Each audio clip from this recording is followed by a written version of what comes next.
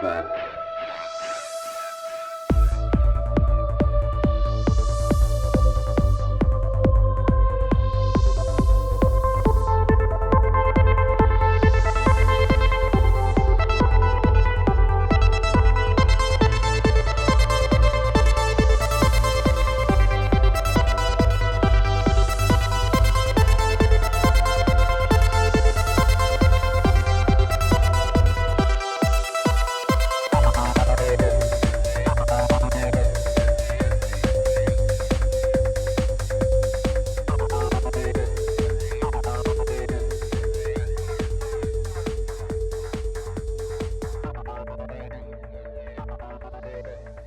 What's up? Another episode of Ripple Effect Podcast. I'm your host, Ricardo Vance, also known as Ricky Vance, and a great episode for you today. Today we have returning guest, Professor of Psychology at Notre Dame, researcher, author, Dr. Darcia Narvaez. Last time she was on was January 2017, episode 112. Please go back in the archives and check it out. It was a phenomenal conversation. We really went deep into parenting and some of the mistakes that we make in the modern day and what we can learn from our primitive ancestors. Really fun discussion and important discussion. Today we kind of expand on that. We also talk about a bunch of other things like morality and a bunch of other topics. So really fun discussion. I hope you guys really enjoy this. Of course, links to her work will be in the show description as always. And remember, this is a value for value podcast. So if you get some value out of this discussion, consider giving some value back. So that could be sharing the show, reviewing, rating, any of those type of things are fine.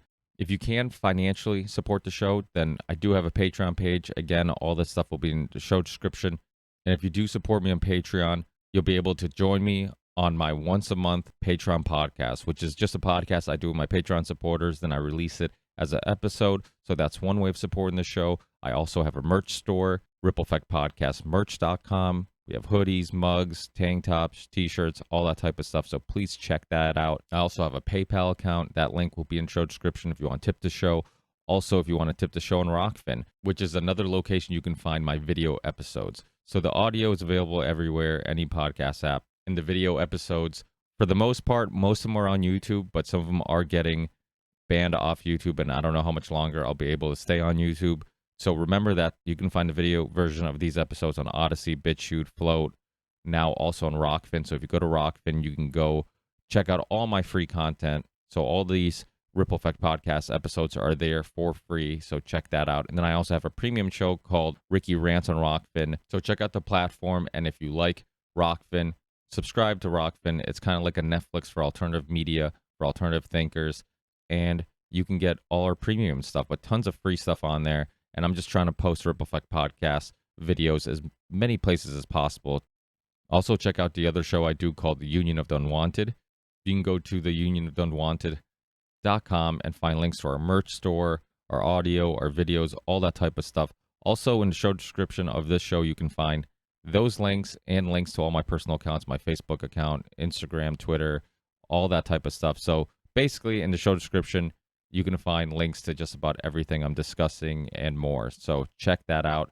Thanks again, guys, for listening to the show, supporting the show from the bottom of my heart. I truly appreciate it. And I think now more than ever, shows like mine need to be supported and need to be promoted, hoping we can all do our part in starting a ripple effect. Thanks again, guys, and I'll see you in the next one. Peace.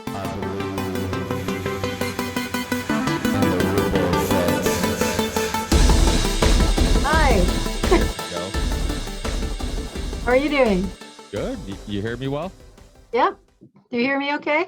I do. Awesome. Thanks so much for being with me. Last time you were on, you probably don't remember because you've done probably a lot of interviews and work since then, but it was episode 112, 4 years ago. Wow, has it been that long? Yeah, it has. So it's awesome because, I mean, I've been a big fan of yours since, I mean, I think I heard you on Christopher Ryan's podcast and I heard you a few other places. And I love the way you think and the way you're willing to kind of take on these controversial issues. And they really shouldn't be controversial, but they're controversial because they kind of go against the grain of what we typically think is the way we should be living our lives or parenting and all these things. And at that time, I was a very young parent. It was 4 years ago. So my son was probably, I don't know if maybe my wife was pregnant with my daughter because she's 4 and my son just turned 6. So he must have been 2 or roughly around that age. So I was still very much in the learning process, and I was really trying to extract as much knowledge and wisdom from you as possible to make sure I didn't mess up. Of course, that's always easier said than done when you're running on very little sleep and your patience is a little smaller. But boy, have I taken research like yours and so many others and really taken it and really made like my life goal to don't disregard it, because I think the easy thing to do as a parent is sometimes like, well, kid crying, like what type of long-term effects is that? Or like if I'm too tired and I don't have the patience and I kind of lose it a little bit on them, like, oh, they'll get over it, and it's like, no, there's long-term effects to that. And those are things that, and you know what, before I go on long rants, because typically I do that from time to time. Let's say, for people who might not remember maybe the last episode that you're on and aren't familiar with some of your work and the Evolved Nest and some of the other stuff you've done, can you give somebody new listeners some, maybe a brief background of some of your history and how you got involved with these topics? Sure. I was, I think from a young age, concerned about babies and young children because I lived half my childhood in other countries, and some of them were poor or had a lot of inequality. And I saw children my age on the street corner selling gum, in rags, trying to earn money for their family dinner. And then came back to the States and I was like, oh, I couldn't believe the injustice of the world. How can that be? And so I've been puzzling about it all my life. And I had a lot of interest. So I did have a bunch of different careers, trying to test them out, music for one. And I see you have guitars behind you. So I was a church organist. So organ became my major in college because I just got caught up in playing J.S. Bach and couldn't stop. And then taught in the Philippines, and I felt called to theology to study the big questions there. Maybe they had an answer, to the why things are so unjust. Original sin is one of their answers, which now that I'm a scientist, realize that doesn't make any sense. There's better explanations. And so then I worked in the Hispanic community, and I had my own business, and then became a middle school Spanish teacher. So I was trying to, express my, I guess, try to grow my talents with kids and such. And then in the middle of that, I started my PhD in moral development. I discovered moral development.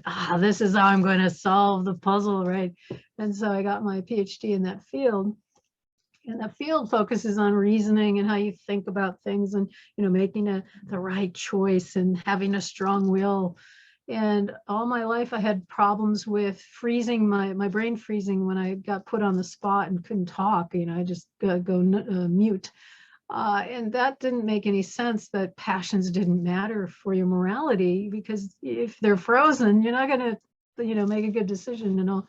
So all those puzzles I've been working on over in my academic career, trying to figure out how to meld the emotions, the intellect, the choices and actions we take, and realize that it all starts and is fundamentally, seated in early life. It's like how parents treat that child, what kind of nest, how the community treats the parents, how many allo parents, other parents help raise that child so the child feels like they're nested.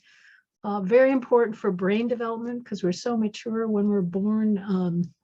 Where we resemble fetuses of other animals till about 18 months of age. And so we should be treated like with a womb with a view, right? So carried around all the time, comforted, kept in optimal arousal conditions. So the brain that's growing so quickly every second is growing connections so that they grow in the right direction and not to this orientation of bracing against the world of self-protection. Because if that grows your personality in this kind of self-centered, scared because the baby's scared a lot, distressed a lot, your personality is going to be different as an adult than if you're loved and carried and nested well. And so those are the things I've been studying, particularly the last 15 years. And the relation to morality, which is how we function, how we are in the moment with other people. That's morality. How are we going to, tune ourselves into the other and do the interpersonal dance and use our imagination to remember and to realize and perceive that we're in a web of life and everything we do has ripple effects on everything else. And that's perfect for your show. Yeah, yeah. Well, the morality thing's really interesting because something that I constantly, and it's obviously a typical debate in the philosophy world of like, does free will exist or not? And that that thing, that whole debate is kind of, I think, connected to some of this because we like to believe like everybody has this everybody starts on the same spot, we start in the same starting point, so whoever makes it to the finish line, whoever succeeds in life, whoever makes it in life, it's just because they worked harder and other people were lazy, and so we earned it, and it's like that's not the case. And when you go into the free will debate, one thing that you kind of explore a little bit is like this idea of like how responsible are we for our actions, right? That's another part of it. It's like are we really like bad people, or why are we bad people? Like are we bad, like are some people good and some people bad? Should they be responsible for that, or do we have to go deeper and look at, okay, what was their environment, what was their influences, what led them to where they are now? I mean, that's one of the reasons why I've always loved philosophy, is because it asks these questions and it goes deeper, it goes below the surface level of things. But it's almost related to also like history, right? Because like you understand now better when you retrace the steps of how you got here. And it's like same thing with like humans. Like you understand the human today much better if you retrace their steps, because everybody knows people, either friends or maybe people they've dated, that they had something weird about them, like something that like really bothered them more than than average, or something they liked more than average, and you're just like, what is that? Why is that there? And then you learn about their history and you're like, oh, that's why. It was something that happened at their childhood. There's something that happened, that traumatized them. So it's I've had people in the past on the show talk about like the child trafficking thing and that whole thing. And I don't want to get you down that rabbit hole because I don't want to get you in trouble. But the one thing I bring up with some of these people who are really great people who really care about like the fact that this is an issue, it's a hard issue to talk about, it's a hard issue to discuss, but it needs to be discussed. Once in a while I will bring up the idea of like, like, isn't it sad that in many cases the criminal at one point was a victim themselves? And it's just this cycle of like, people traumatize people traumatizing people, and it's this vicious cycle. And it almost seems like sometimes I get a little pushback because it's like, wait, are you like, I don't feel bad for these people, they're monsters. And it's like, no, I'm not saying that, so it's like this vicious cycle of like, sometimes people don't want to, I don't know what how to phrase it, but like it's almost like they don't want to humanize them because of the fear of like, maybe almost feeling bad for somebody that they feel like they should dislike or hate. But all this stuff goes back to childhood, like what we're talking. I know I got way off track, but I mean, can you see how, do you get what I'm trying to say? How Yes. these kind of, Yeah, explanations are not excuses. You're just explaining, right? You're not excusing their behavior. But it's helpful exactly. to know why so that we can prevent it from happening some more, right? So that's why I explore these things too. Yeah, it's I think humanizing everybody is important. So for people who maybe didn't hear our first interview, what is your opinions on the way parenting, the path parenting has taken, and what can we learn from our ancestors and the way maybe they used to do it? Yeah, so I work on the Evolved Nest these days. So you can find out more at evolvednest.org. And that is an examination of our species typical or species normal way of raising children that the anthropologists have documented all over the world, these same characteristics in what we call our ancestral context, small band hunter-gatherers. That's we spent the majority of our species time in that kind of society. And so our brains evolved to expect whatever's there, essentially. And these practices of raising children are really 30 million years old. They go back to social mammals. We're still social mammals. We haven't evolved away from that. So that means they have some really high significance. They evolved to fixation. They just got conserved generation over generation. Except in civilization, industrialized civilization especially, just like, well, we forgot how to raise children. Let's do some experiments so we can remember what works and what doesn't, right? So you got all these crazy things going on. But our evolved nest is essentially soothing gestation and perinatal experiences. So now a new study just came out about how at age 45, if you in the womb of your mother was stressed, at age 45, you're showing the effects of that in your brain function, right? So you're more stressed. You just can't deal with life as well because your mom was stressed. And so there's all these intergenerational effects. So birth experiences too are really important to be calming and soothing rather than abrupt and harsh and painful and so on. Then there's breastfeeding in our ancestral context, and this is always a shocker, on average lasted 4 years. Wow! Right. But that's because the breast milk has thousands of ingredients. We hardly understand it, but we know it has the building blocks of the immune system, which take about 4 years to develop to adult levels functioning. And then there's touch, so this is constant, pretty much constant touch in babyhood and toddlerhood, carrying the child around in arms. That shapes all sorts of things like the vagus nerve, which affects all the major systems of the body. Then there's multiple caregivers and responsive care. So that means keeping babies in the optimal aroused condition so that the brain is growing in a good biochemistry and not in a cell-protective one, as I mentioned. And then there's play, free play, self-directed play with multiple aged playmates in the natural world. So you're building nature connection, and then healing practices that are part of the positive social climate. So there's 9 things I kind of went through really fast that welcome the child. They feel like they belong, they're part of the group. All these things we said have degraded, and it's still getting, well, hopefully it's turning around that we will spiral in the other direction. And why do you think these things did degrade? Do you think that, that we just constantly try to reinvent the wheel, or what is it?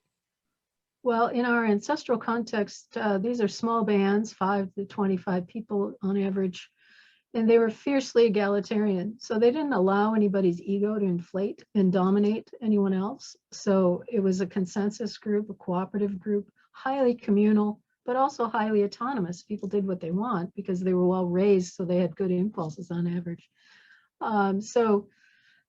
We have civilization put us into hierarchical organizations, right, and systems where there's domination. And when there's domination, you are suppressing the people underneath you. You are, curtailing their autonomy. And what happens with farming, for example, is that moms were in the field instead of breastfeeding. They left the baby with maybe an older sibling or something, or just on a hook, hung them up on a hook, swaddled them, and then went off to work. And so in civilization, you have to work like the devil.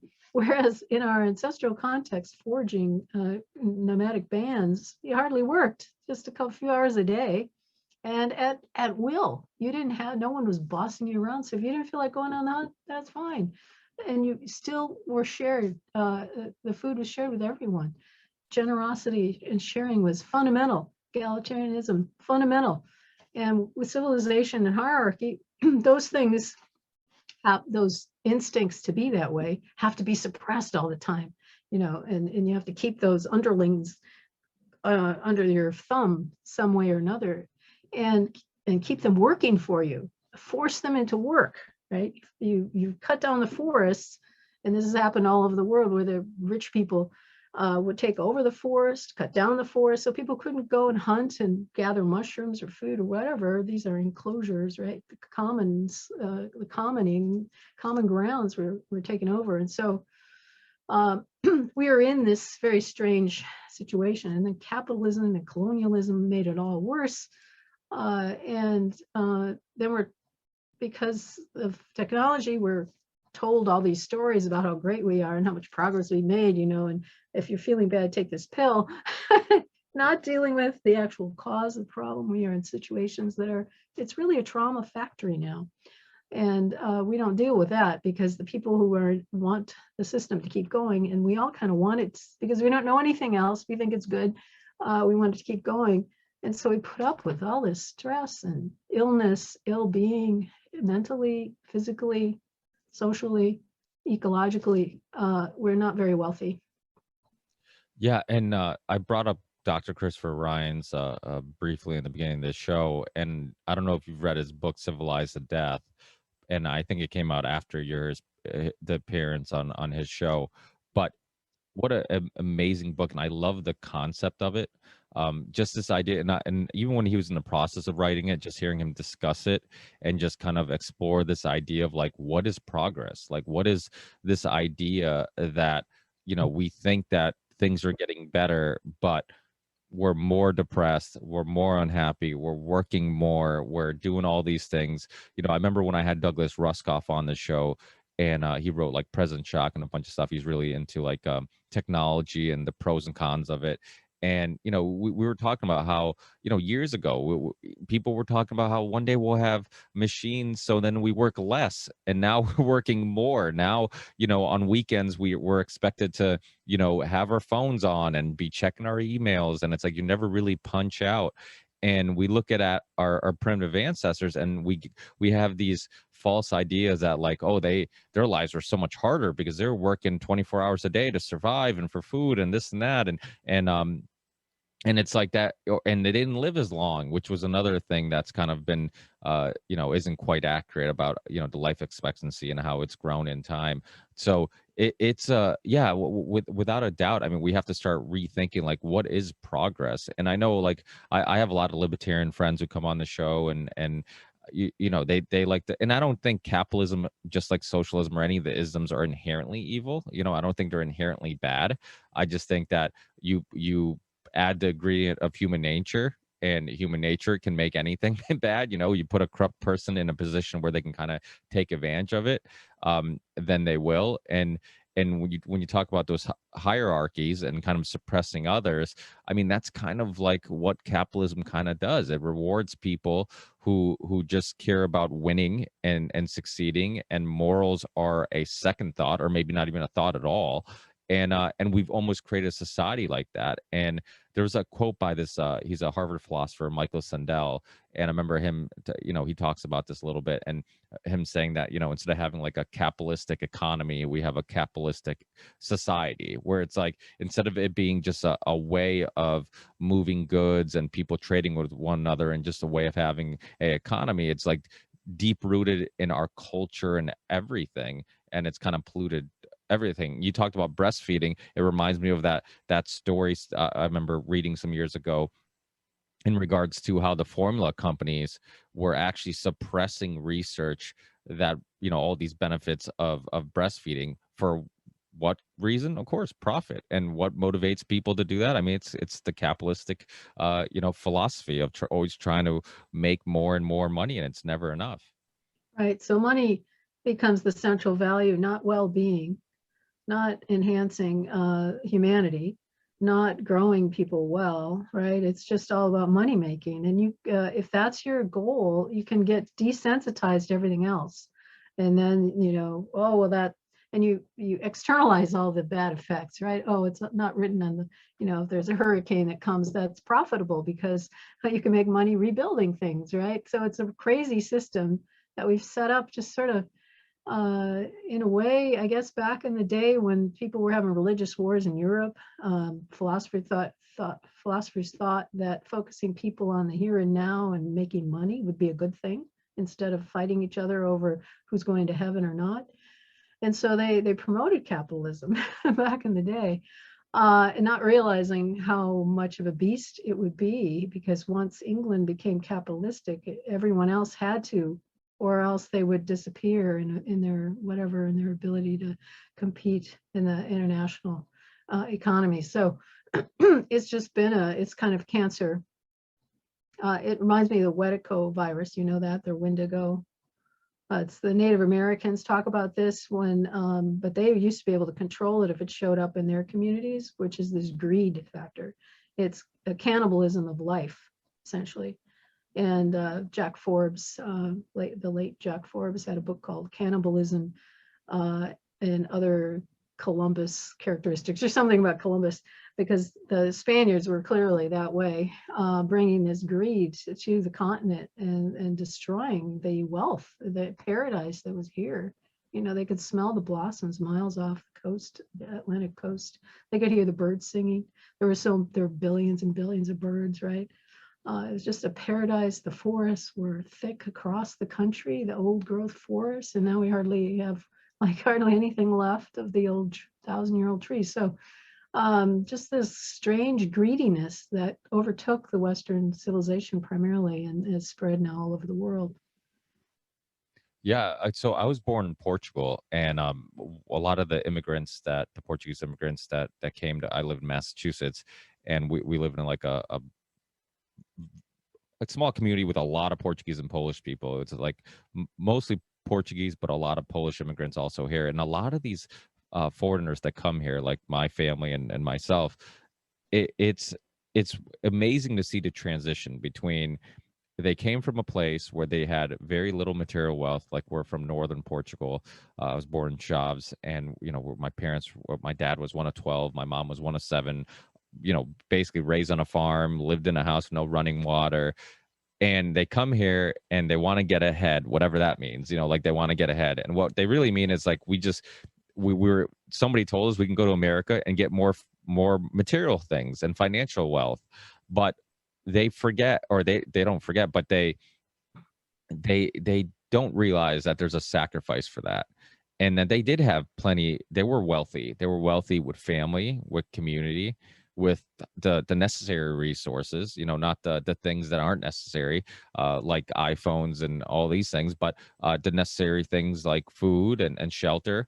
And I remember being a kid hearing my father, when he came to America and he started working construction and just coming home tired, and he's just like, oh, I wish I was back in Portugal. And as a kid, I remember thinking, like, we would go back to visit, and I'm like, we didn't have running water. I'm like, most people didn't even have a radio. It's like, well, what do you mean you wish you were back in Portugal? And then it hit me, like, as I got older, that it was the stress. Like, okay, yeah, all this stuff, I might have some more ones and zeros in the bank. I might have a car. I might have a house, and all these things that maybe I didn't have in Portugal. But it all came at a price, and it came at a price of what I think is much more valuable. That's your time, your energy, your health, all these other things. So it's like, I don't know, it's almost like we trick foreigners in saying, come to America and you can have all these things, and then in the process of gaining all these things, you realize that a lot of those things are gained because you're self-medicating. You're unhappy with your way of life. You're working an unfulfilled job, so you buy these material things because it kind of, you feel like it justifies it or makes up for it. And yet, like, people who live in these communities, like my parents grew up in northern Portugal on these farms. I mean, they were happy. I mean, every time we go visit, everybody's always happy. They're always together. They drink together. They eat together. They get up when they're farmers, so you work kind of a long day. But I'm convinced that your body is much more prepared to deal with a lot of physical stress than it is the mental stress. I think that the amount of mental stress we put on humans, like, I always try to cut out as much stress as possible. We have like a small owned construction company, a family owned construction company. My father eventually started his own, hoping he could also minimize some of the stress of working for others. And we try to keep it small because it's like, sometimes people are like, oh, why don't you do this? Why don't you expand? I'm like, and then I have less time for my kids. I have less time. Even if I could make it work, like, that stress is going to come home and I'm gonna eventually take it out on my wife, my kids, my friends. I'm gonna have less time, less energy, and it's like, so it's all a balancing act of like trying to find this happy medium. But we're told that, like, and I've heard you say this on interviews, like it's almost like kids are like they get in the way of our lives, and like, let's throw them in a daycare, let's get them a babysitter so I can just keep pursuing my life and living my life, and my life's priority one and the kid's life is like priority two. And it really should be the other way around. We really should be, our lives should be revolving around our kids. When people say like, oh, I'm not going to let my kid control my life, it's like, well, what do you mean by that? Like, it's okay for you to go out of your way for your child. It's okay for you to compromise with your child. I compromise all the time. I try to. James Corbett, a frequent guest of mine, talked about how he wants to teach his kids how to think and not what to think, and I think that's so important. Like, I want my kids to question me. I'm not always right. I'm not always, I think as adults, and or as children looking at adults, we always assume like they have all the answers, and if they're telling us something, it's because they have it all figured out. And then once you become an adult, you're like, no, we're kind of making it up as we go a little bit. We're still figuring it out too. We're also still on this journey of like exploring ideas and figuring things out, but we like to kind of give the perception to children that like, no, listen to me because I have it all figured out. And I think there's nothing wrong with letting your kids know that you don't have it figured out, and we're all still learning. And so all these things are, I think, are things that I think that, and I hate to say it, but like I think that the average parent is kind of messing up on, is like this idea of like, we've been taught that like, oh, you're not your kid's friend. You're not, you be stern with your kid. It's okay if they cry. You don't hold them too much. Like, all these sayings and all these things have been publicly accepted are doing the long-term damage, I think. And when really, like you've been saying, and with your work, you look at our primitive ancestors, they've seemed to have it right. And I think in many cases, we're like learning that in uh, so many different topics, not even just with parenting, like with diet and nutrition. Like, we're wrong about diet and nutrition. We're wrong about so many different aspects of what, we think is correct, and we're making better. We look back and like, okay, maybe they had it right. Maybe they knew something that we didn't know. And now the planet is telling us that pandemics are telling us that, because we have been reckless, right, with our how we treat the natural world and how we treat animals and plants. The Native Americans and First Nation communities are very oriented to respectful treatment of the animals and plants that they deal with, right? Because they have a sense they're alive, they're sentient.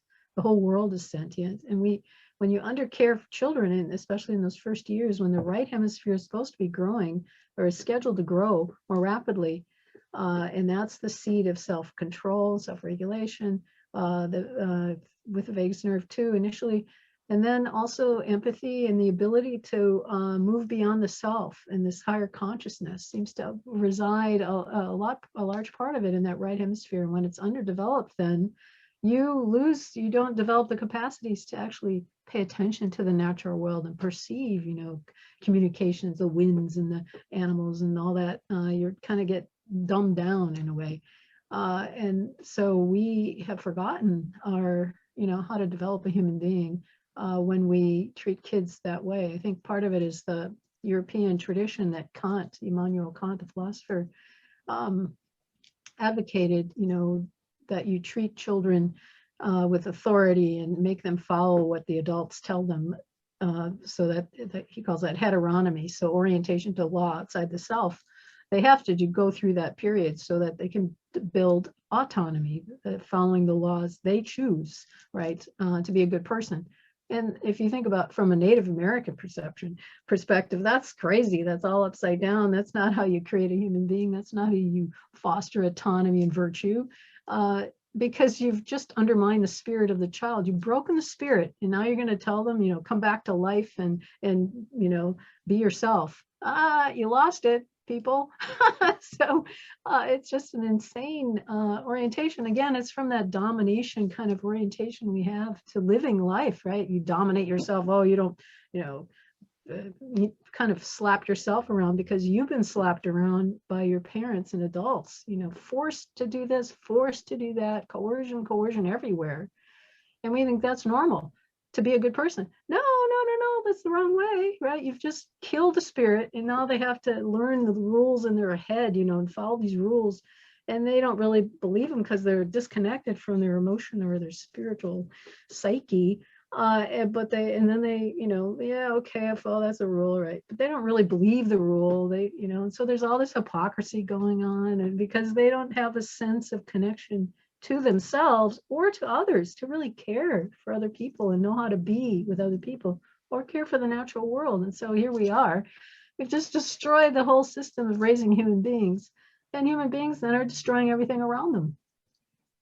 Yeah, that's a really good point. I mean, I think these bigger questions of the universe and why are we here and all these things are really important, and we can get caught up in just living in our everyday.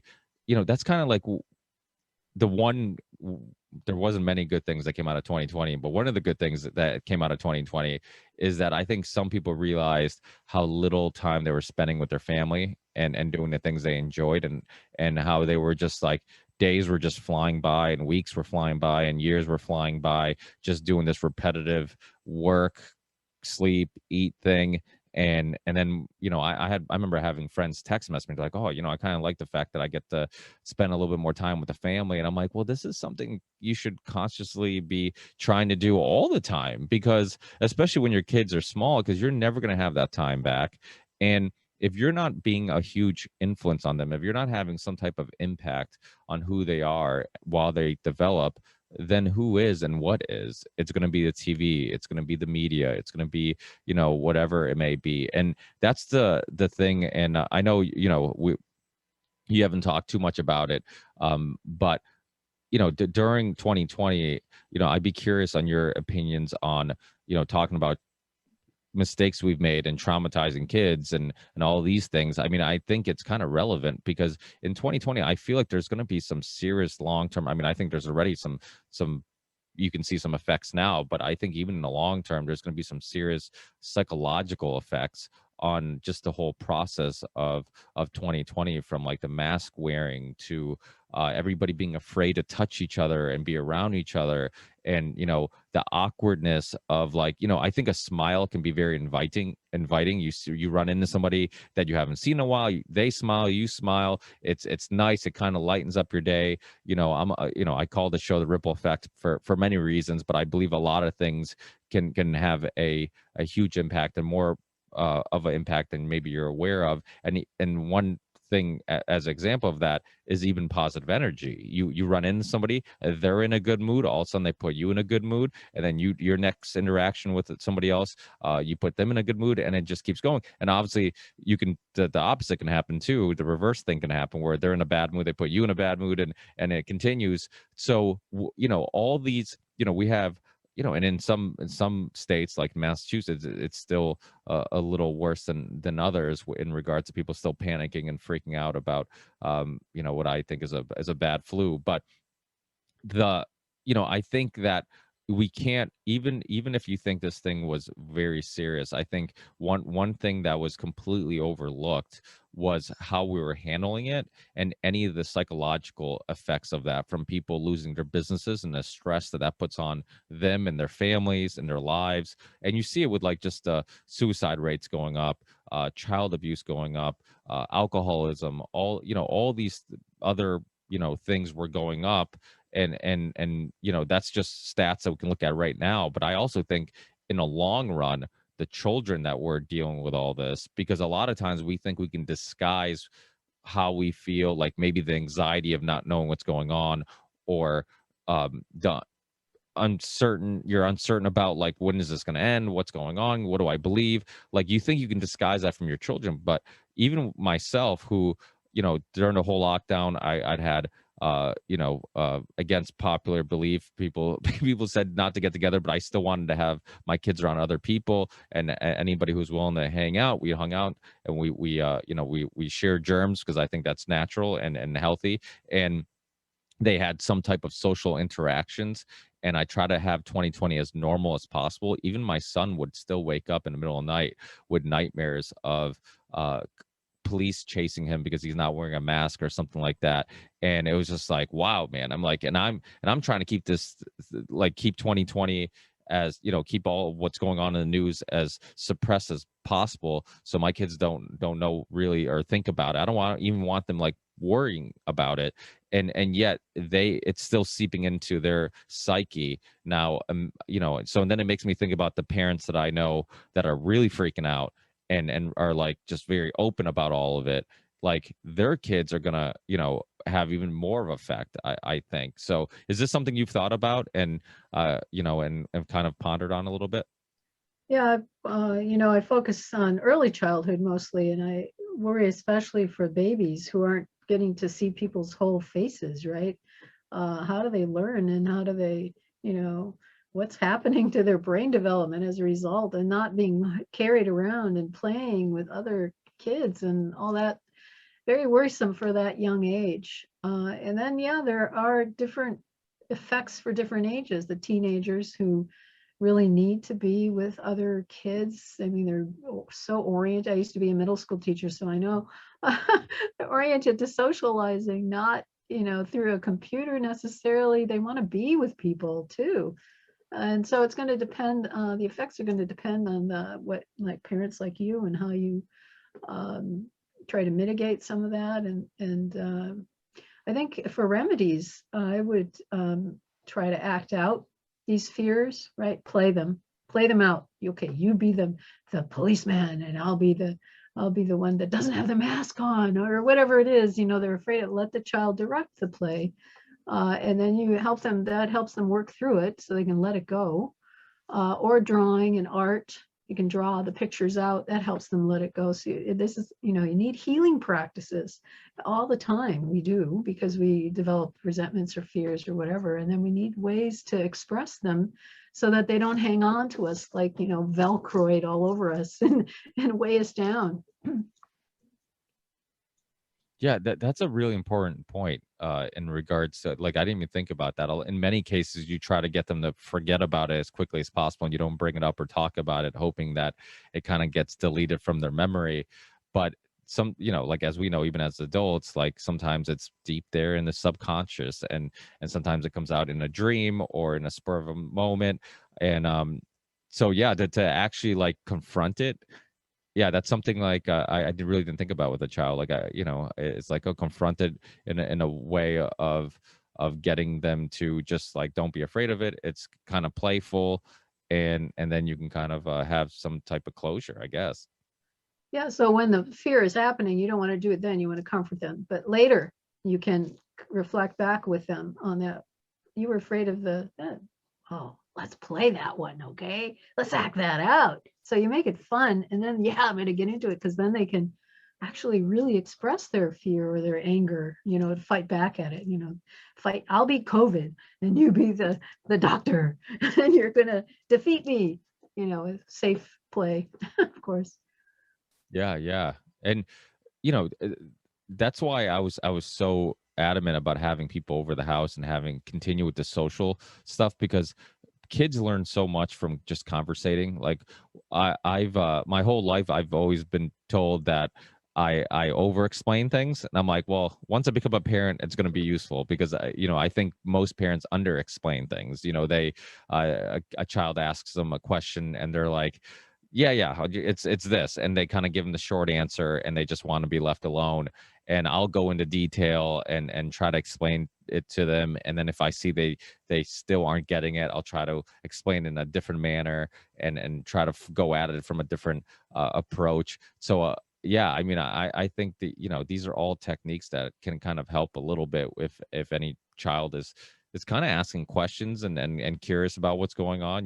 I used it as a way of getting my kids to take their vitamins, because I'm like, people are sick because they're not taking care of themselves. They're not taking their vitamins. They're not eating the healthy foods, which I could justify in my head saying that, because it's more or less true, that we kind of do live in a country that is known for our obesity and junk food and fast food and all these things. So it was a way of kind of like letting them understand, like, hey, some people get sick when you don't take care of themselves, so you can kind of use it as a learning process, and try to get some information to them. But from somebody who's done a lot of research on even the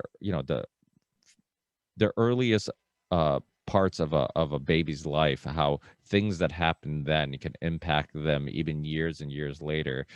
When I said things like, we don't even quite understand the future negative results of some of the whole 2020 and the lockdown and the lack of social interaction and stuff, do you think that that's true in regards to that even now, like we're not going to know for years, we're not going to really be able to see what possible negative effects this could have? Yeah, I think that's true, but I think it's true for a whole lot of things. We're not paying attention to how we treat children. Um, People forget what the effects are, for example, of feeding formula. Formula is pretty, it's a good emergency food, but it's not meant to grow a human being. And we see the effects of that with all the ill health we have. But I mean, there's a lot of reasons, right? The obesity is related to that, as well as many other factors, and less intelligence and such. But we do all sorts of experiments on children without accidentally. And so this is one more to add to the pile, really. Yeah, the formula is Yeah. interesting because I feel like you get a lot of parents. I mean, something that you hear a lot from parents that don't breastfeed. They say, "Oh, I didn't produce enough milk." Now, what's your response to that? Like when because that's something you hear quite often is like, well, I didn't produce enough milk, they were too hungry, so that's why I end up going to formula. And I know there are moms who breastfeed and moms who do formula. There's a little bit of a debate and a little bit of a battle where tribalism gets involved, where they're just like, oh no, let me be judgmental because you did it this way and I did it that way. Yeah. Well, there's a lot of misunderstanding of young babies and what they need and how much they need to suckle and feed. I mean, the babies initially, the full-term birth, their stomachs this big. They need to feed several times an hour. And I think moms think that they're hungry and I don't have enough milk because the baby's always wanting to feed. So they misunderstand that, right? And then if you don't feed on request to the baby, instead go to schedules or supplement with formula, your breast gets a signal that you don't need to produce that much. And especially early in the first hours, you need to already start to breastfeed so that you're signaling the body that you need to actually prepare. There's a whole baby here, so prepare for months and months ahead. So the body's setting up the milk ducts and how they're going to function in those first hours and days. And so, but there's just a lot of misunderstanding of how things work and impatience as well. So the baby, if the mom had labor drugs, the baby may be knocked out because their liver doesn't function to be able to get rid of the drugs in their body because it goes to the fetus. And so they can't breastfeed very well. And so then mom gives up then. So there's so many medical kind of and misinformation and lack of education and support that feed into the issue. Yeah, I'm always concerned about any mother taking medications while pregnant or anything like that. I mean, the amazing thing to me is that they're not to get down another controversial topic, but the COVID vaccine for pregnant women, and yet I'm like, they aren't supposed to eat sliced meat and stay away from nitric oxides or I mean nitrates and all these other things, but it's okay to like to give them a experimental not quite yet FDA approved vaccine. It's like, I'm like, I don't know. I mean, that's the thing about science is that I think it's good and it's necessary and it can help explain some things, but people have to understand that nothing debunks science more than science itself. And it's it's science is never settled. When people say science is settled, I'm like, that is probably the least scientific thing you could say, is that it's settled, because I'm like, we're constantly learning and we're constantly reanalyzing things and taking a different approach and finding out that we're wrong about something. So it's yeah, that's a little scary with the all that stuff. But I mean, diet, sleep, all these things have effect when before the child's even born, right? I mean, how on how the kid develops and possible future issues. And the father too. So the father's health before conception matters, just like the mother's health. So there's a lot of stuff. So there's a lot of intergenerational effects that we've been ignoring, and so now they're accumulating. Science is the science of how to treat a baby is really very distressing to me, because somebody will do a study where they don't really like the sleep training, for example, one that was in the Journal of Pediatrics a few years ago, with a conflict of interest. One of the authors was a sleep training clinic person who made money from it. So they did a study where they had the experimental group was told to sleep train their child this way. Then they had a control group. They didn't tell them anything. 5 years later, they don't know what they did because they don't measure it. They call this intent to treat. Very sloppy for psychologists, very sloppy way to do an experiment. And then they tested a couple things 5 years later, and they found no difference between the two groups. And then they said in the abstract, oh, sleep training's safe for everybody. There's no harm done. They didn't look at the baby well-being, and it's like, who? And then the pediatricians don't read the article, don't see how flawed the research is. They read the abstract. Oh, and then they tell parents of like 6 weeks old babies, oh, you should sleep train the child, because people email me. And then they're so distressed at this. Of course they should be. That's not what, like I said, they're fetuses. They're like fetuses till 18 months. And you're like beating up the fetus in the womb. Is that what you think is good for a baby? This is insane. So there's books that are written saying, oh, breast milk doesn't really matter because we can't do the experiments that should be done. They say, oh, it works for the first year, but then it doesn't really matter, the correlation.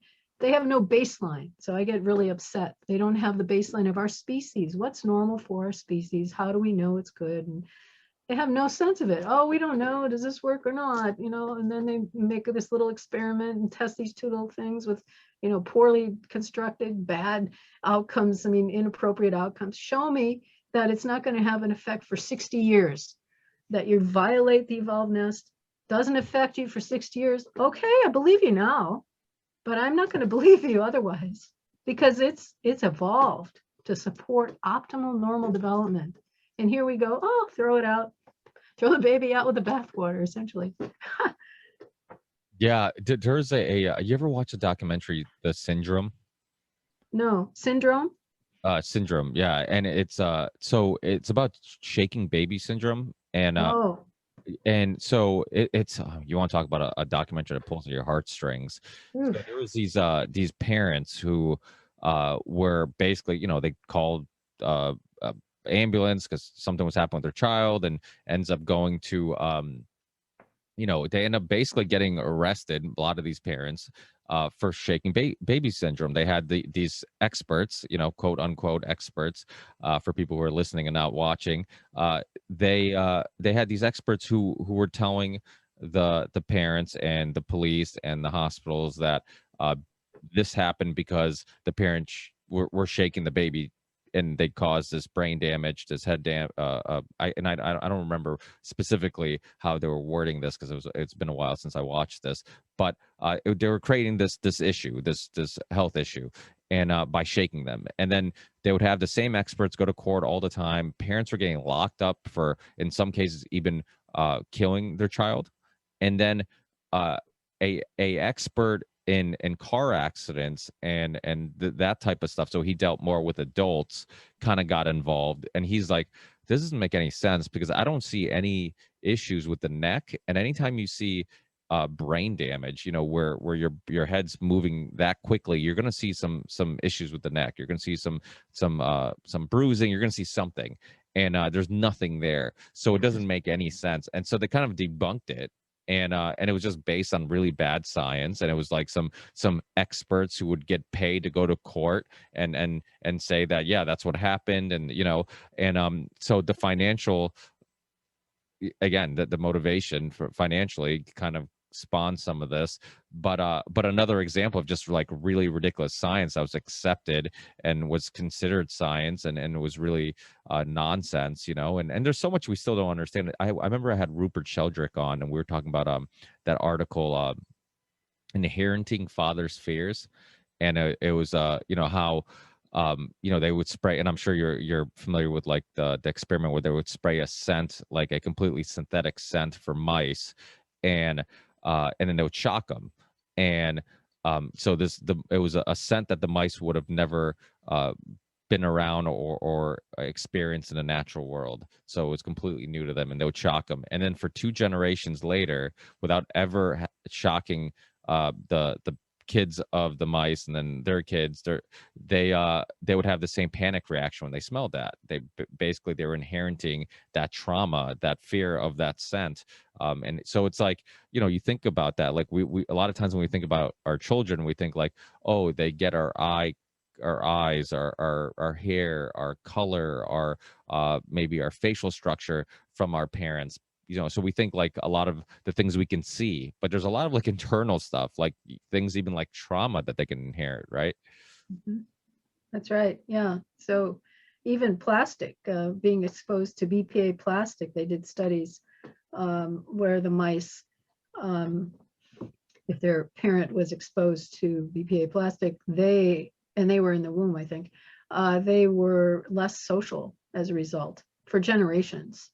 So we have lots of pollution going on that's probably also affecting us and our ability to get along with stress and all sorts of things, that I think we're not paying attention to that either. Again, it's money that drives the information that we get, which is unfortunate.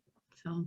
Yeah, I just had one of the most popular pediatricians in the US. His name's Dr. Paul Thomas on, and he said himself, he's like, I keep giving this advice to parents. I keep telling them what to do, and what's good for their child, and what's not. And he's like, I haven't looked into this. He's like, this is just, somebody's telling me what to tell them, and I don't know if this is right or wrong. And like you said, like a lot of this stuff, when you really look into the science or how they came up with these conclusions, it's really, it's not very good science. And a lot of times they're trying to create the experiment that gives them the conclusion they want, instead of just creating an experiment and then looking at the conclusion that they get. So that's a huge issue with science, I think. Yeah, in medical field and also in psychology, there's a problem with replicating findings. So people, like there's a famous finding of if you read words that reflect aging, old, elder, senior, citizen, that you will walk more slowly down the aisle, the hallway, than if you hadn't read those. And that's in every psychology textbook. It's never been replicated. Nobody else has found that, so that means it was a spurious finding. But people believe it because it's been told to them over and over and over, right? So we have the problem of polluted information that's getting out there too. And then it becomes a meme, and then it becomes a cultural myth that this thing is true, even though it isn't. And because people don't have enough experience anymore with real life or with raising young children, because they don't grow up in big families and, loving families, then where do they get their information? Gene Liedloff reminds me of the continuum concept. You know that book? It's a great book to read. I know the name. I'm not from the 70s. She lived with South American tribes in the Amazon. Several times she visited, and she just was so shocked at the difference in how they raise their children, and they're also happy and strong and healthy, and they need first aid, which you help them with, which they didn't have. But she says she couldn't admit to them that in the United States, parents had to read books to know how to parent. It was like so embarrassing. They wouldn't know how to treat children so that they thrive and flourish and are happy. Well, you know the stories of the Europeans when they came here, like Native Americans would take them, and then they would so they would capture women or whatever, and then once they get the Europeans will get the women back. They're like, no, no, I want to stay here. Like I'm happier where I am. I forget who would write about it, but I remember somebody was writing about that specific thing, how they couldn't understand, like, why would you want to live with these primitive people, and not come back to our way of life. But it's just, it's almost, and the Amish are a perfect example too, how at some point, I forget what age it is, where they let them, like, hey, you want to go back, you want to try out the rest of the world and explore, go ahead. And I forget what percentage, but a huge percentage actually makes their way back and it actually appreciates and enjoys the way of life they grew up in. Yeah. Well, I think it's like one of those things that's always greener on the other side. You always assume, like, oh, this must be better. And I think it's marketing and a lot of, like, the Edward Bernays type of psychology of understanding how to pull at our desires and wants. And a lot of times we're not even aware of it, which is, this is why I always say, like, it's almost an unfair fight, because corporations and so many just, there's so much money invested in marketing and knowing what colors to use, what music to use, all the psychology that goes into, I mean, you look at social media is the same thing. I mean, they hire tons of psychologists, trying to understand, like, how to manipulate people, how to control the way they feel, the way they think, what to show them, what not to show them, and how these things have a effect on us. So the average person is just going on with their everyday life, putting on the TV or checking their feed on social media, and they don't understand that, like, it's not just random. Like, these things are researched, and really bright minds are finding ways to manipulate us. Yeah, and that's gotten into the political arena in particular, and polluted a lot of minds with misinformation, conspiracy theories, and such. So it's very dangerous. It breaks apart our community when people have different information streams too. Yeah, yeah. Well, I mean, I've always been a fan of fighting bad ideas with good ideas. To me, it's like, I think the censorship issue is a huge issue, because I don't think anybody should decide what truth is for us. I think, we're humans, so we like to believe, like, if, oh, somebody's just protecting me from this information or that information, but the person protecting you also has their own opinions, and they have their own perspectives, which means it's going to influence what they think is going to be suitable for you to see or read, or what's not, or what could be dangerous or not dangerous. So, it's a slippery slope. I think that, it really has gone to a point where, just like, can we just fight bad ideas with good ideas? I think having a open discussion about things is a much better way of kind of debunking bad ideas, instead of, like, suppressing them. Because if you suppress them, you see it with children, where it's like the forbidden fruit now. No, it's like, if I leave the house and I say, whatever you do not touch this letter, the second I leave the room, they're going to want to touch that letter. But if I don't say anything about the letter that's on the countertop, then they're just going to walk by and they're not going to think anything of it. So I think in some cases, when you say, whatever you do not watch this or listen to this person's opinion or perspective, it's so dangerous, it's so bad, it almost makes it more sexy and makes people want to go there. And I don't, I just think that having open discussions is probably the right way of handling everything.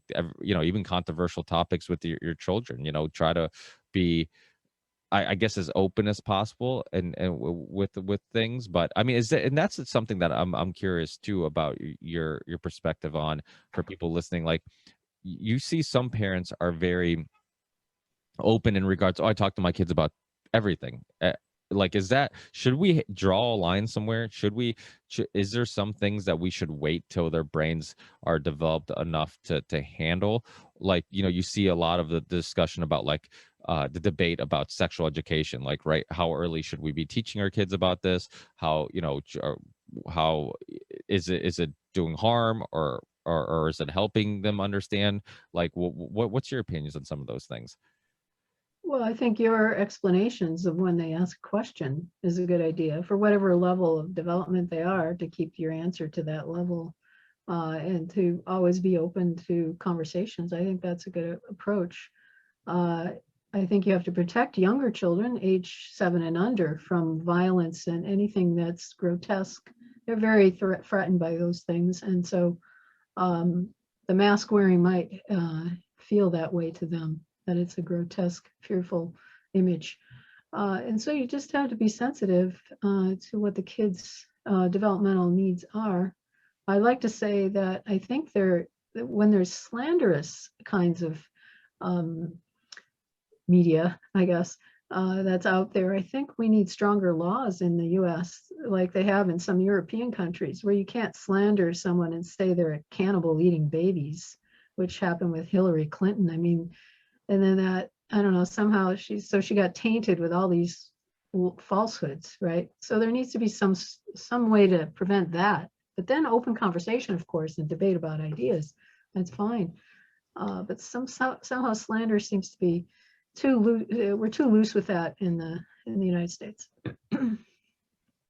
Yeah. I mean, that's I guess the thing with censorship. It's like, where do you draw the line? I think it's not, some people like to say, well, if you believe in any censorship, then you don't believe in freedom of speech at all, that type of thing. But yeah, I think a lot of these topics are probably much more complex. You can't just really narrow it down to be like, okay, well, let everything be free and open forever, and there is no line drawn ever. I think that can be kind of a slippery slope too. So it's like, yeah, it's really, it's hard because like I said, the problem with a lot of this stuff is that there's collusion with big tech. There's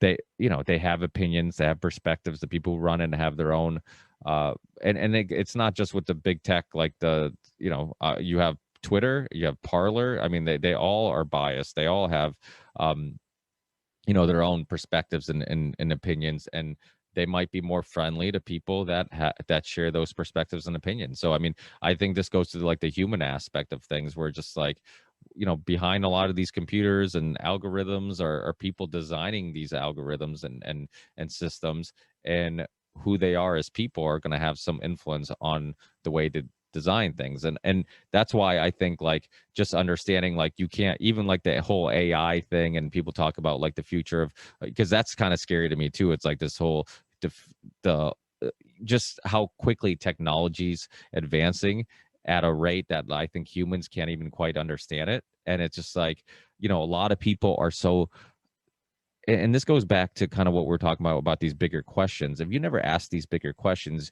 the same way that I mentioned somebody could get stuck in the everyday routine, you can get stuck in your everyday routine of advancing some technology that you're working on, helping, get us to that AI finish line that everybody seems to think that we're going to be at some point in the near future, and never really ask those bigger questions of like, okay, is this helping humanity? Is this hurting humanity? Is there going to be some negative effects to this? Is there going to, like, is like the and even why, like, this goes back to just even the beginning of the conversation, like, what are we progressing to? Are we really even progressing?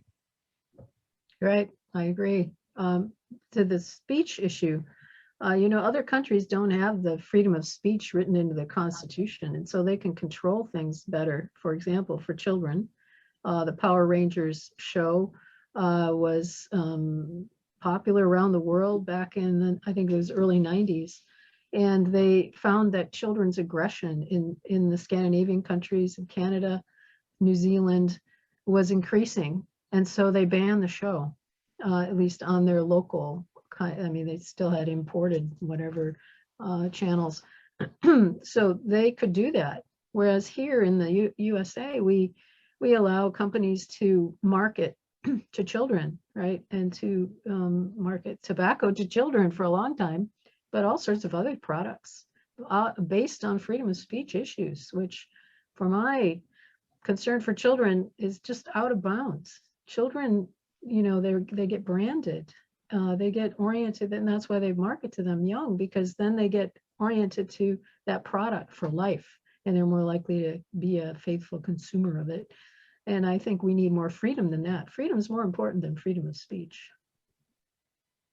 Yeah, yeah. These are fascinating topics. I'm actually a cigar smoker. I like to have a cigar from time to time and kind of just reflect on thoughts and ideas and self-reflect a little bit. And one thing that's happened in Massachusetts a lot is that this whole tobacco children's thing, they start banning all flavored cigars, and it's just a lack of understanding of the market. Like, kids aren't going to spend $20 on a flavored cigar. They it's not people, it's not, but it's almost like, so this is, and I guess I'm just giving an example of how, like, your heart could be in the right place, you could be trying to do the right thing, but then it goes slightly too far, because now somebody who just wants a specific type of cigar can't get it because of this fear that children might get it. And a lot of times and then this goes back to, like I was talking about, big tech. A lot of the rules and regulations and the way we look at things is based on our personal opinions. Alcohol, there's like flavored alcohol. I mean, you can get flavored whipped cream vodka, you can get any type of vodka you want, and it's like, who drinks that stuff? Usually not adults. I don't know too many adults that like whipped cream vodka with their cigar, or whipped cream vodka with their steak dinner. It's usually a glass of wine, or some brandy, whatever it may be. But that stuff is pretty much marketed to, like, the younger crowd. So it's like we pick and choose based on, like, what we enjoy or what we like. And so sometimes I think that kind of is a element to the whole thing. And yeah, I mean, it's hard, because it's like, you do want to protect children, but there is examples of when it could go too far. And but really, don't you think there should be personal responsibility in regards to parents, right? Like, this goes almost into the bigger issue of, like, we've created a society where, like, the family isn't that important, right? It's like, you have your child, and then as quickly as possible you go back to work, and the husband goes back to work, the mother goes back to work, and who's taking care of the kids? I don't know. We'll send them to school, or we send them to daycare. And then who is making sure they're not watching the Power Rangers if they do believe that it's going to cause them to be a little more violent, or a little bit, could scare them or cause them trauma or whatever? It's not, we're not there to do those things. So I almost feel like a lot of these issues would be resolved if we just spend more time with our kids, and less time at work, and less time doing the things we want to do, and really prioritize our lives around our children, especially when they're the crucial early years of their lives, when they're developing. Let's move back to Portugal. Yeah, yeah. Well, you remember, we're still not adults till around age 30. So even, I've written against having 18-year-olds join the military, because they're not in any shape to decide well, because of their lack of executive function development. But that's why they recruit them in high schools. They recruit them in high schools because you can trick them into signing up. You're not going to Right. trick a 30-year-old into signing up for the That's military. right. That's right. And that's, again, the system. The system wants to keep itself going, wants to have power, domination over others. And U.S., has been bombing. I just read a story for each of the day of the last 20 years has been dropping 46 bombs on other countries each day for the last 20 years, the U.S. and its allies. I mean, this is a military empire country we're in, and we're all coerced into it, right? So we don't have a lot of freedom. And then we put our kids, if we're not, on the farm with them and doing everything with them, they're getting influenced by all these factors that you brought up, right? All these companies that want their money eventually, and their work, and their attention, essentially. And our attention is one of our most important things when you think of morality. Where you put your attention is who you're going to be and how you're going to act. So if you keep watching violence or immerse yourself in violent things, it's okay. Violence, you get desensitized, you get more aggressive yourself. You think the world's a dangerous place, and so then you're going to arm up because it's dangerous out there. And so we're in this spiral of violence still in this country. It started in violence with slavery and genocide of the native people. So And we haven't resolved that. We haven't reconciled and repaired and healed. And so we're in the middle of trying to swim and stay afloat in a society that wants to actually bring us down or use us up or chew us up for work purposes and money. Sorry, I'm kind of getting off on a rail here. No, well, it's okay. We're taking turns. But yeah, so I mean, so is there, do you think that obviously, like, we we should look at possibly trying to teach people that the important things aren't materialism and getting ahead financially, but because you look at Portugal, like you said, you brought up Portugal. We had like I had a cousin of mine who, like, he worked like part-time, and he's an adult and kind of never really had a full-time job or full-time career, and everybody kind of talked down to him, talked down to his lifestyle. My Portuguese family that's in America. And I'm like, I'm like, what's wrong with the way he's living? He's enjoying life. I'm like, he's just not spending every second of his time in life working. I'm like, he's doing more of the things he enjoys doing and less of the things he doesn't enjoy doing. So it's like, that sounds pretty reasonable to me. That sounds like a good kind of philosophy on life.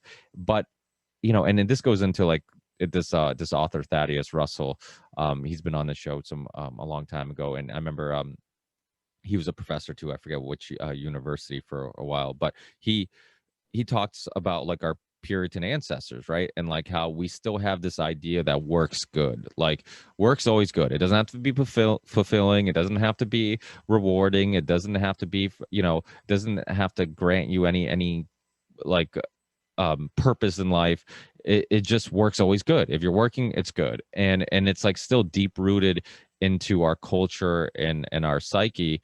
And so we get this idea that, like, okay, if you're like, I get a lot of people who, like, I hate working on weekends, and I avoid it at all costs. And my father will be like, well, can't you find somebody to bring your son to soccer practice or to martial arts or whatever it may be? I'm like, no, Dad, you don't get it. Like, it's not a chore that I can't find somebody else to do.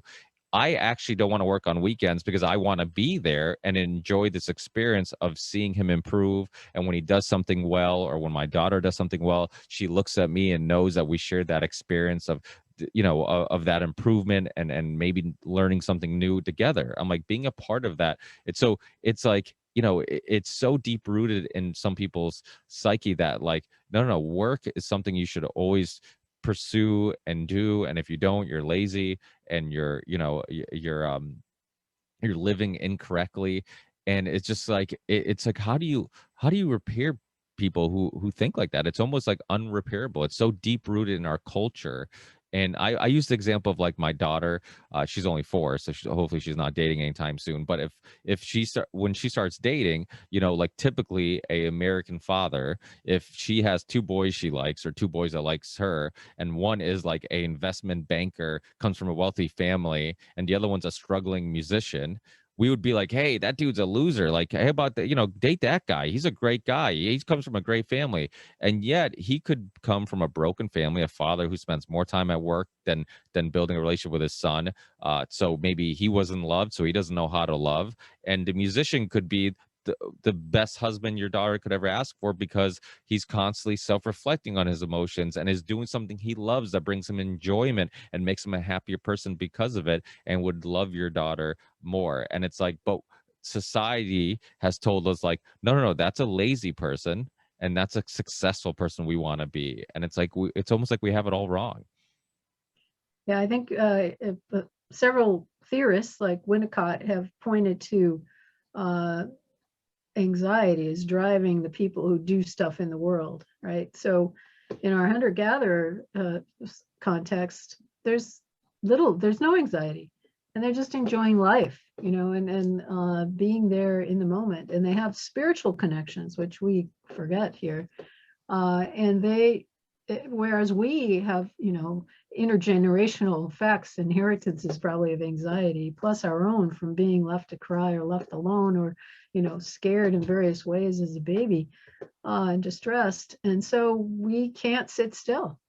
If we sit still, we get too anxious, right? And we have to keep moving and do. So it's in a way the psyche has not never maybe in babyhood got to settle in someone's arms and sleep and be carried around while you're sleeping, for example, which would have been normal in our ancestral context. And so instead you wake up and you're alone, the baby, and you start up and you're all shocked as a baby in our culture. And so you can't settle. You never settle, really. You're never happy, contented, or not enough. And so you grow up and you just don't want to feel your feelings because they're so distressing. And if you're left to cry and to cry it out to sleep, you felt despair, extreme despair. You fell into the abyss and you had to stop crying just to stay alive. And you don't want to fall into that again. So that's what you're trying to run away from. And so psychotherapists then have these patients who have all sorts of neuroticisms and unhealthy behaviors as a result of that. And so they help them go back to that moment and talk to that poor baby to try to heal that deep wound, the primal wound, really. So that you can actually learn to be and enjoy right now, wherever you are, and be in your body and enjoy the natural world and be connected and not feel like you have to do something to be worthwhile. Just be, and you are worthwhile, right? And we forgot a lot of that. And so all this busyness, which is very destructive overall, is part of that anxiety. So we have to remember that that's morality too, right? How we're treating the world, wherever it is, whatever we're doing. So get back to being.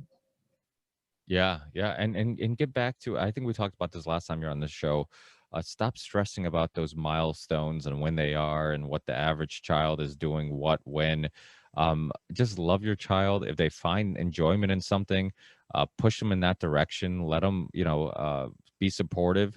Uh, my kids, whatever thing that they love, I mean, I'll be more than happy to be there rooting for them, and I'll be their biggest fan. And I don't care if it's something I do or I like or don't like or whatever. It's like, as long as they like it and they enjoy it. But this kind of goes into the school system a little bit, because I think unfortunately we kind of teach kids to regurgitate information, and we don't really try to highlight things that they enjoy and push them in that direction, and tell them to be creative.